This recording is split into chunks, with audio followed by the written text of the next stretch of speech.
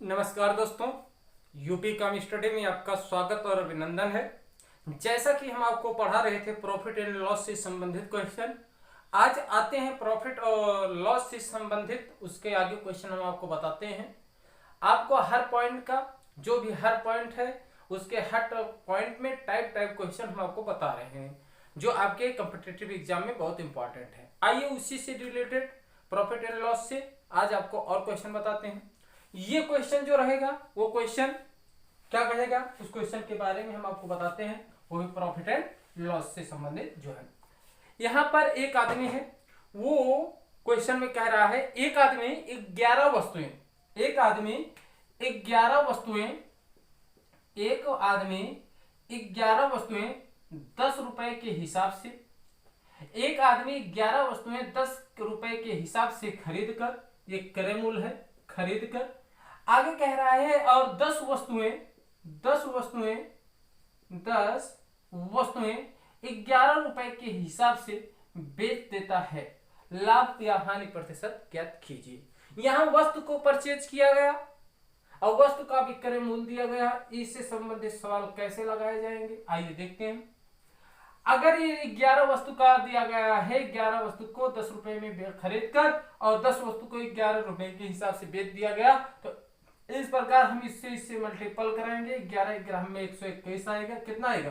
11 ग्राम में 121 के इससे मल्टीपल कराएंगे। यहाँ पर 10 धाम में 100 आएगा। इसका मतलब 121 रुपए में आपका जो आया, इस प्रकार अगर देखा जाए तो ये आपका आया कितना, 121। यहाँ पर आपका कितना आया ये। तो अगर हम मल्टीपल कराए होते इसको, तो अगर हम सबसे पहले इसको मल्टीपल कराए होते तो इसका मतलब जो ये आपका 100 है, ये आपका 21 का है। तो यहाँ पर कितने का परसेंटेज आया? 21 का आया। कितने का आया? 21 का। अगर इसकी 21% आपका बन गया, इसका मतलब वह 21% का लाभ हुआ। क्या हुआ? लाभ हुआ।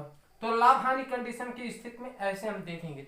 लेकिन हम देखते हैं लाभ कैसे हुआ। बस थोड़ी सी क्या गलती है, यहाँ पर हम मूल्य करेंगे, यहाँ पर इसको, तो जब मूल्य के, ये आपका वस्तु है, वस्तु के हिसाब से लगाएंगे, ये आपका मूल्य है, मूल्य के हिसाब से लगाएंगे। अगर हम देखेंगे मूल्य को देखते हैं, 10 दाम में 100 ये हुआ, 11 ग्राम में 121। इसका मतलब ये 100 रुपए की वस्तु खरीद कर 121 रुपए में बेचा जा रहा है। कितने का लाभ हो रहा है? 21% का। 21 का लाभ हो रहा है। परसेंटेज बना लेंगे।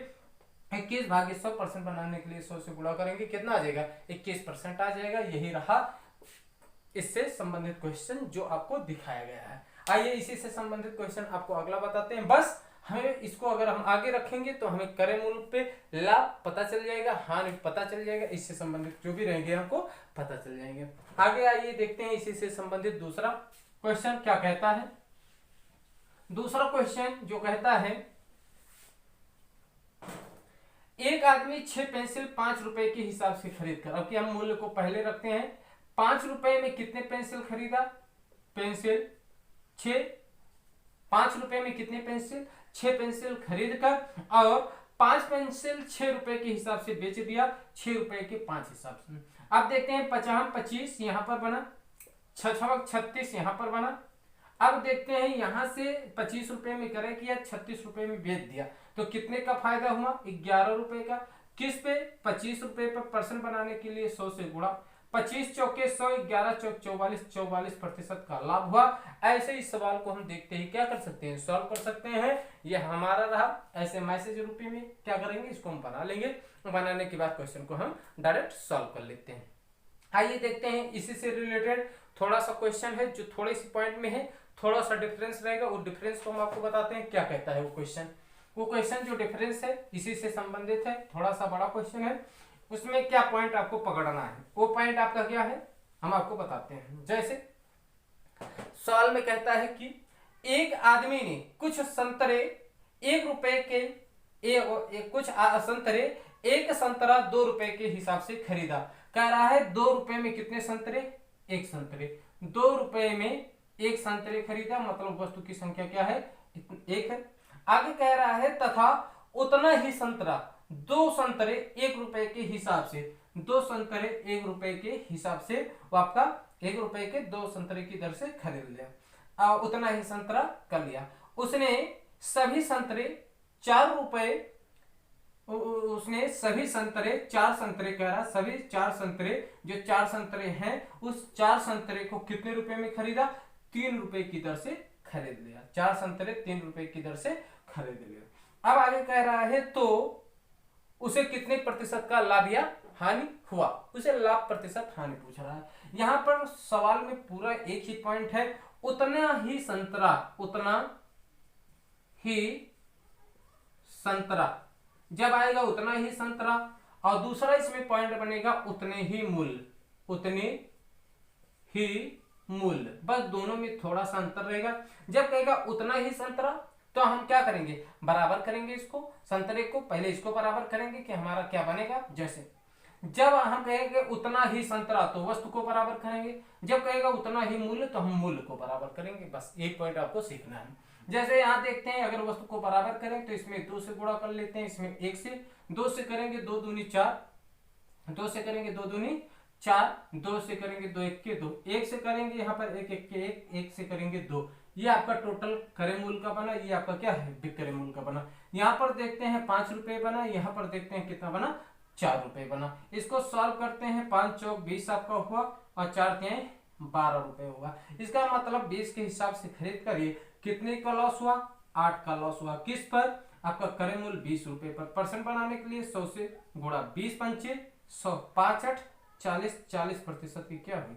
हानि हुई। क्या हुई? हानि हुई। बस हमारा सवाल वही है, जब उतना ही मूल्य कहेगा, उतना ही संतरा कहेगा तो संतरे को बराबर करेंगे, उस वस्तु को बराबर करेंगे जो वस्तु कहेगा। अगर कहेगा उतने ही मूल्य को तो मूल्य को बराबर करेंगे। बस सवाल इसी से संबंधित क्वेश्चन आपका बनता है। बस हमें पॉइंट क्या सीखना है? उतना ही मूल्य और उतना ही संतरा। यहाँ पर 2 वस्तुओं को परचेज किया गया, कोई बात नहीं, ये दोनों क्रय मूल्य था, ये आपका जो क्या था वो विक्रय था, तो क्रय के हिसाब से क्रय लगाएंगे, विक्रय के हिसाब से विक्रय लगाएंगे। आइए इससे भी संबंधित हम आपको एक क्वेश्चन और बता देते हैं कि जब उतने ही मूल्य पर क्रय किया गया हो तो इससे सवाल क्या होते हैं? बहुत एग्जाम में बनते हैं, बहुत बार आया है। आइए, अगर आपको समझ में आ रहा है तो हमारे चैनल को लाइक कीजिए, शेयर भी कीजिए। आइए देखते हैं अगला क्वेश्चन।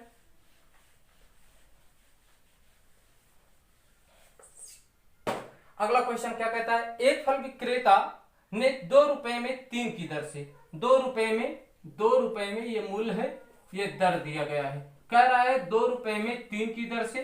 आगे कह रहा है तथा 3 की दर से कुछ संतरे खरीद कर तथा उतने ही मूल्य में आ गया पॉइंट, उतने ही मूल्य को बराबर करेंगे। 6 रुपए में 5 की दर से कुछ वस्तुएं खरीद कर, दोनों का दिया गया।